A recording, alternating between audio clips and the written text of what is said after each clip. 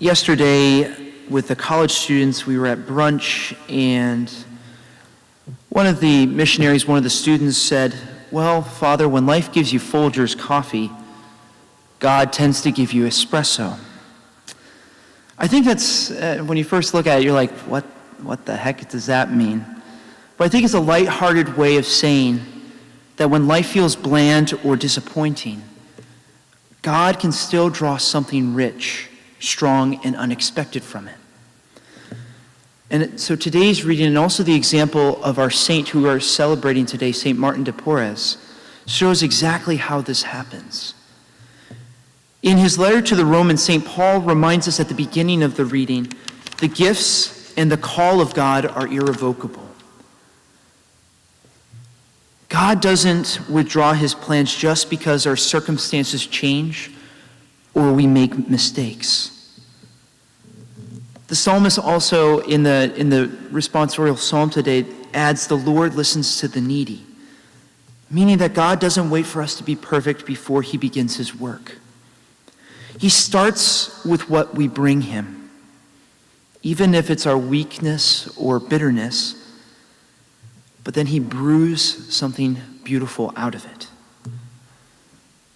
And in the gospel, Jesus invites us to love like that, to give freely, to invite the poor, the crippled, the lame, and the blind, those who can't repay us. Because that's how God ultimately runs, if you want to call it this, his coffee shop. He gives without keeping score. He serves without waiting for a tip.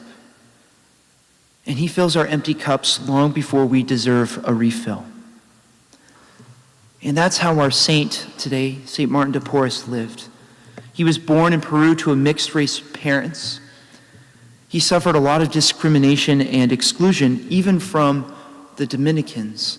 He had always desired to be a priest, but because of his lack of good study habits, which makes the Dominicans so famous, he was kind of the servant to his brother Dominicans.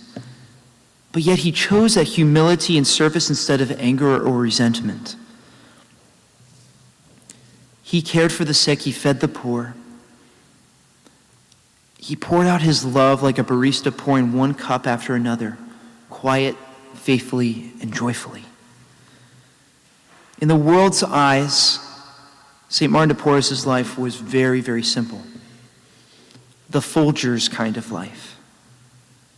But in God's eyes, it was espresso, rich, full of grace, and deeply satisfying.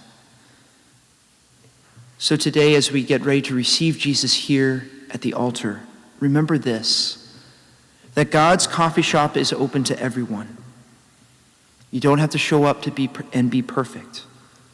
Bring your heart, bring your desire to grow closer to him. Bring your daily grind, your work, your frustrations, your efforts to love, and place it in his hands.